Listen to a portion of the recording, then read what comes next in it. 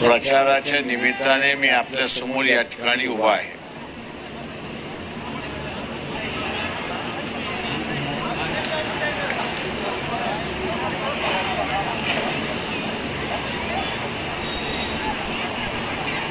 बीड जिल्ह्याची निवडणूक ही आता रंगात आली आहे असं मी त्या ठिकाणी म्हणणार आहे।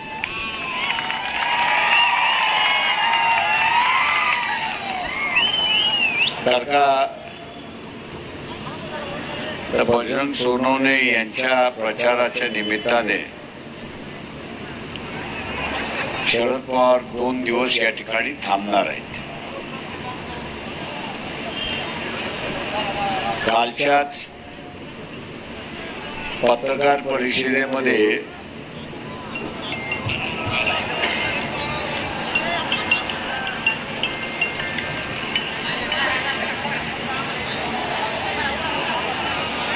स्टेजवरचे जेवढे उभे आहेत सगळ्यांनी खाली बसा, सगळ्यांनी खाली बसा।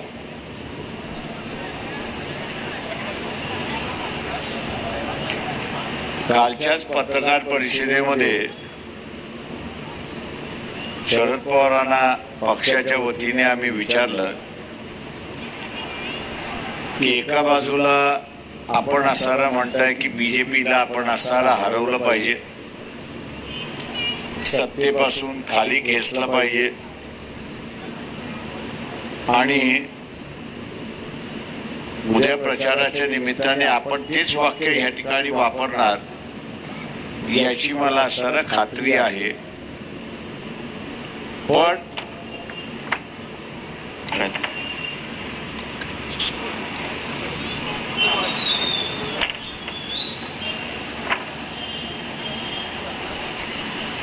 आणि म्हणून असं तुम्ही बोलणार याच्याबद्दल मला खात्री नाही। पण ही परिस्थिती पब्लिकली तुम्ही म्हणताय की भारतीय जनता पक्षाला आपण हरवलं पाहिजे। काल आरोप झाले, 24 तास होऊन गेले, आपण अजून आरोप त्याचं उत्तर दिलेलं नाही की राजनाथ सिंगला आपण फोनवरती काय बोललात, कशासाठी घेतलं। राजनाथ सिंग हे असं भारतीय जनता पक्षाचं सगळ्यात मोठं खातं त्यांच्याकडे आहे, डिफेन्स हे खातं त्यांच्याकडे आहे, संरक्षण हे खातं त्यांच्याकडे आहे। त्याच्यामुळे हा सुद्धा एक वजनदार माणूस आहे, बीजेपी मध्ये एक वजनदार माणूस आहे। या वजनदार माणसाला अचानक आपण फोन का केला, काय बोलणं झालं? लोकसभा झाल्यानंतर पुन्हा एकत्र यायचा अशी चर्चा झाली का? आणि ते जर असेल तर इथल्या मतदारांनी ते लक्षात घ्यावं की भारतीय जनता पक्षाचे उमेदवार काय आणि राष्ट्रवादी काँग्रेस शरद पवारांचे उमेदवार काय। कोणी निवडून आलं तर मोदींबरोबर जाणार, कोणी निवडून आलं तर मोदींबरोबर जाणार आणि मग जो मोदींचा विरोध करतोय याचं होणार काय? फसवले जाणार आहात हे आपण असं लक्षात घ्या। आणि म्हणून उद्या फसवले जाणार नाही, उद्या फसवले जाणार नाही याची दक्षता आपल्याला सर घ्यायची असेल तर मी इथल्या असणाऱ्या मराठा समाजाला आवाहन करतोय की त्यांनी बजरंग सोनवणे एनसीपीचे शरद पवारांचे उमेदवार आहेत, त्यांना मतदान करू नये हे आवाहन मी त्यांना असताना या ठिकाणी करतोय।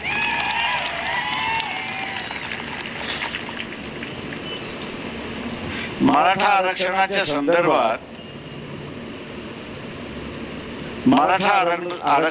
संदर्भात शरद पवारांनी भूमिका घेतली आहे का? तर नाही।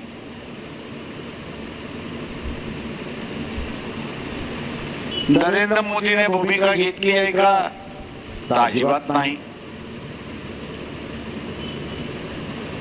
आणि मग जरांगे पाटील यांनी जे आंदोलन उभं केलं, लाखो गरीब मराठा त्यांच्या पाठीमागे उभा राहिला. लाखो गरीब मराठा त्यांच्या पाठीमागे उभा राहिला, आपल्या व्यथा घेऊन उभा राहिला.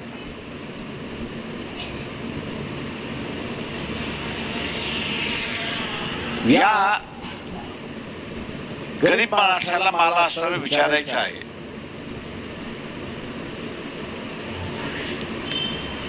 की जरांगे पाटील यांनी उभं केलेलं आंदोलन नवं असे मी मानत नाही. मी 1980 पासून अण्णाराव पाटील यांनी उभं केलेलं आंदोलन, ते शशिकांत पवार नंतर वेगवेगळ्या छावा संघटना, त्याच्यानंतर वेगवेगळ्या असणाऱ्या जिजाऊ संघटना, या सगळ्यांना मोडायचं काम कोणी केलं असेल आणि या सगळ्यांना नेस्तनाबूत करायचं काम कोणी केलं असेल, महाराष्ट्रातला एकमेव माणूस आहे. कोण आहे? त्याने पुरोगामी सगळ्या चळवळी संपवल्या. शशिकांत पवार यांना मी त्याच वेळेस म्हणत होतो, शशिकांत फसल्या जाईल. एवढे प्रकाशावर शरद पवार आपल्याला फसवणार का? एवढा मोठा माणूस आपल्याला फसवणार का? माझी 12 वर्षानंतर त्यांची भेट झाली, कारण ते कोकणातलेच होते. म्हणून शशिकांत पवारला म्हटलं, आता काय वाटतंय? ते म्हटले, प्रकाशराव ऐकलं असतं तर बरं झालं असतं, फसल्या गेलो नसतो.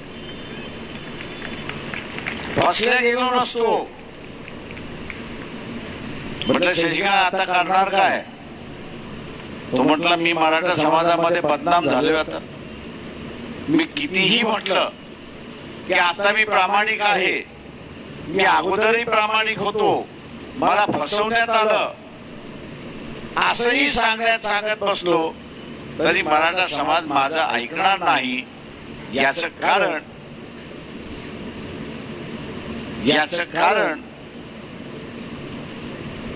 की एकदा समाजाने मतदान दिलं आणि एकदा शब्द दिला की तो त्या प्रमाणात वागतो, अशी असणारी परिस्थिती आहे. मी दुर्दैवाने म्हणेन की ह्या ज्या आयाराम गयारामच्या यादीमध्ये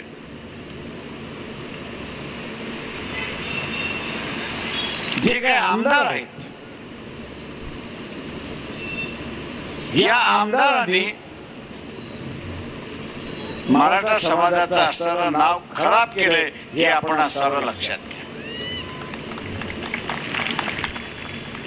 मी एक किस्सा आपल्याला सांगतो. सोनिया गांधीच्या नागरिकतेवरनं शरद पवारांनी पक्ष सोडला, त्यांनी वेगळा पक्ष काढला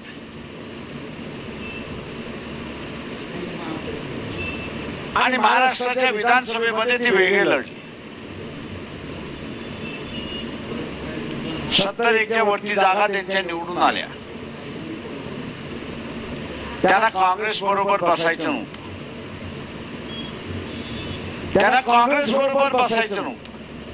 म्हणून त्यांनी असणारा बीजेपी बरोबर समझोता करण्याचा प्रयत्न केला.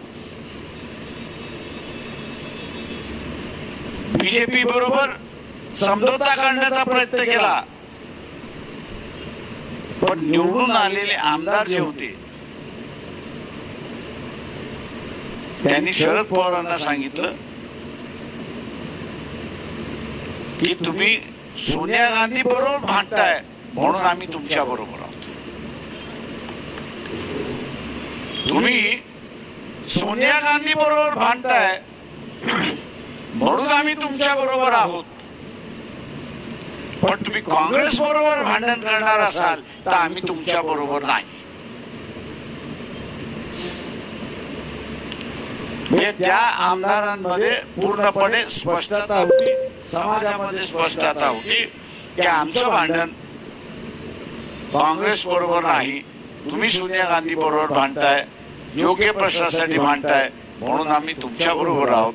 तुम्ही जर बीजेपी बरोबर गेलात, तुम्ही जर बीजेपी बरोबर गेलात तर आम्ही आमच्या आमदारकीचा राजीनामा देऊ आणि राजकारणात पुन्हा येणार नाही. याचं कारण की आमची जी समृद्धी आहे ती काँग्रेसमुळे आहे आणि आम्हाला जे नाव मिळालेलं आहे ते काँग्रेसमुळे आहे. त्या काँग्रेसच्या विरोधात आम्ही जाणार नाही, ही एक स्पष्टता होती, एक वैचारिक क्लॅरिटी होती, एक विचाराची बैठक होती. आज ही विचाराची बैठक, ही आज विचाराची बैठक एका समाजाने कमवलेलं नाव जे होतं, मराठा समाजाने कमवलेलं जे नाव होतं ते हे आयाराम गयाराम यांनी बदनाम केलं, हे आपण असं लक्षात घ्या. राष्ट्रवादीचे उमेदवार हे आयाराम गयारामाच्या कॅटेगरीमध्ये बसतात की न बसतात? आयाराम गयारामाच्या कॅटेगरीमध्ये बसतात की न बसतात? ते बसत असतील तर माझं असताना मराठा समाजाला आव्हान आहे की एका माणसासाठी स्वतःचा असताना बदनामी करून घेऊ नका, स्वतःची बदनामी करून घेऊ नका. आणि असे आयाराम गयारामापेक्षा ज्याला वैचारिक स्पष्टता आहे, लढ्यामध्ये असणारी स्पष्टता आहे, कुणाला पाठिंबा कधी द्यायचा याची असणारी स्पष्टता आहे, अशा असणाऱ्या व्यक्ती अशोकराव हिंगे आहेत. आणि म्हणून त्यांच्या पाठीमागे आपण उभं राहा, हे आव्हान मी आपल्या सगळ्यांना या ठिकाणी करतो. हे आव्हान मी असणारा करतो. मध्यंतरी असणारं ओबीसी मराठा वाद सुरुवात झाला नाही असं नाही, वाद सुरुवात झाला.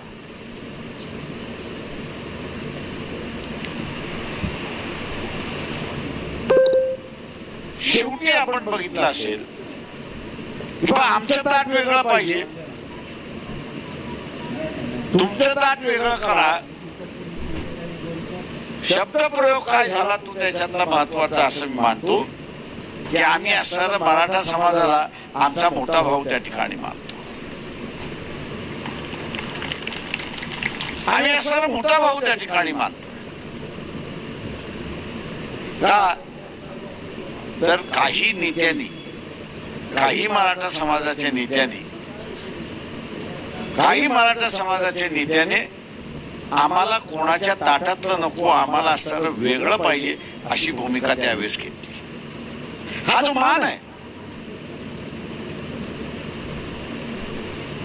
हा जो सन्मान आहे, मी आवाहन करणार आहे मराठा समाजाला की त्यांनी जपलं पाहिजे. ते तो नुसता जपला नाही पाहिजे, तो मान आणि सान हा कायम राहील हे त्या ठिकाणी बघितलं पाहिजे. आणि ते बघायचं असेल तर राजकारणामधला नीतिमत्ता, राजकारणातली नीतिमत्ता पाळणाराच मराठा समाजाचा माणूस हा निवडून गेला पाहिजे, तरच समाजाचे आनंद शान राहते हे लक्षात घ्या.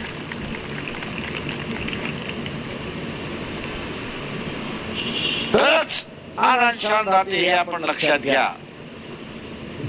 उद्याच्या सर्व कालावधीमध्ये जे मागच्या 4 महिन्यामध्ये किंवा 2.5 वर्षामध्ये आयाराम गयारामाचं झालं, आयाराम गयारामाचं पुन्हा चालू राहिलं, ते आज हा जो मोठा भाऊ म्हणून संबोधल्या जाते ते कदाचित पुढे संबोधल्या जाईल का याच्याबद्दल मला असणारं शंका आहे.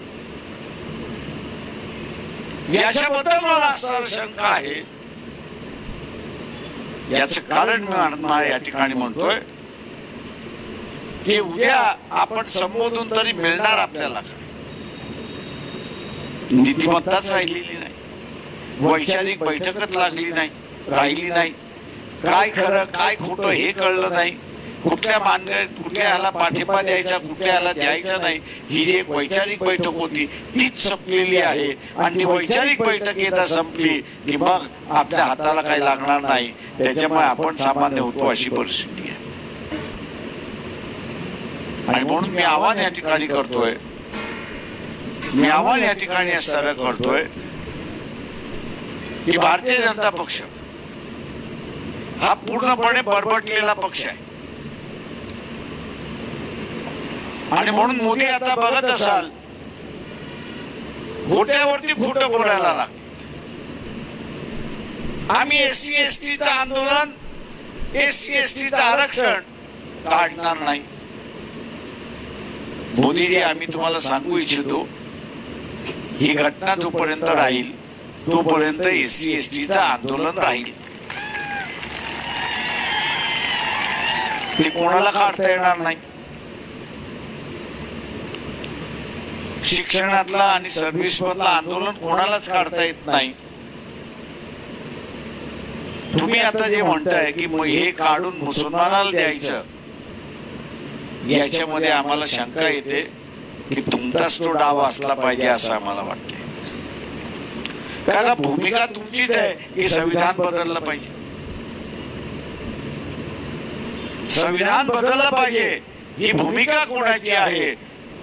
तर नरेंद्र मोदीची भूमिका आहे, भारतीय जनता पक्षाची भूमिका आहे. संविधान बदललं तर आरक्षण गेल्यानंतर आरक्षण कोणाला द्यायचं तर तुम्हीच सांगताय कोणाला द्यायचं. आणि म्हणून मित्रो, मोदी सारखा घोटाळा दुसरा तिसरा कोणीच मी या ठिकाणी पाहिलेला नाही. दुसरा तिसरा कोणीच पाहिला नाही. पुण्याच्या असणाऱ्या पत्रकार परिषदेमध्ये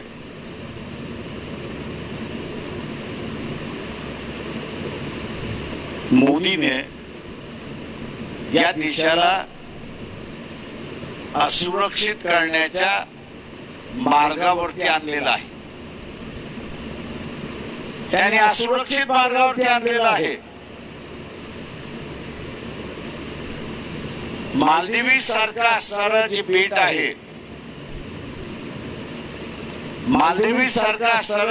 आहे,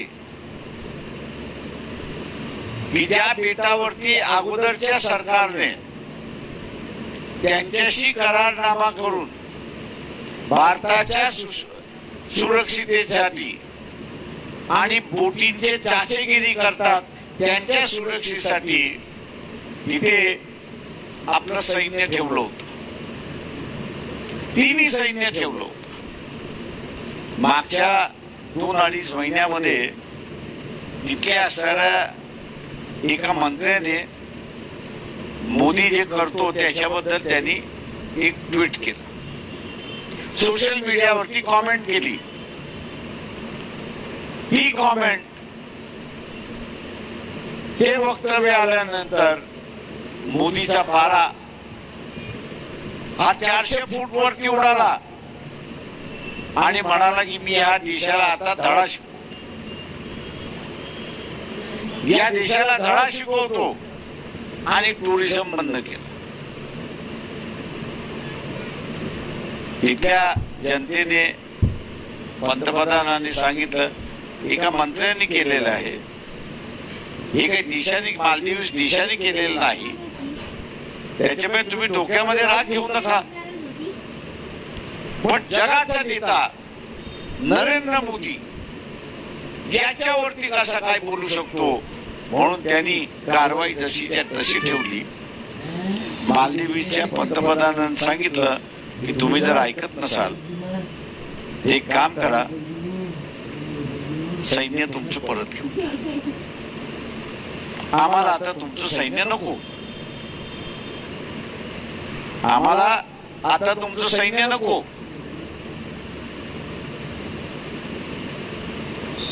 आणि मग हे विनंत्या करत बसले. ते म्हटले नाही तुमचं सैन्य घेऊन जा.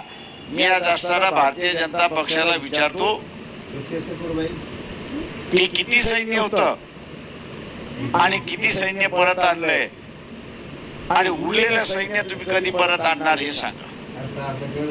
म्हणजे ज्या मालदीवच्या बेटावरती भारतीय सैन्य होतं,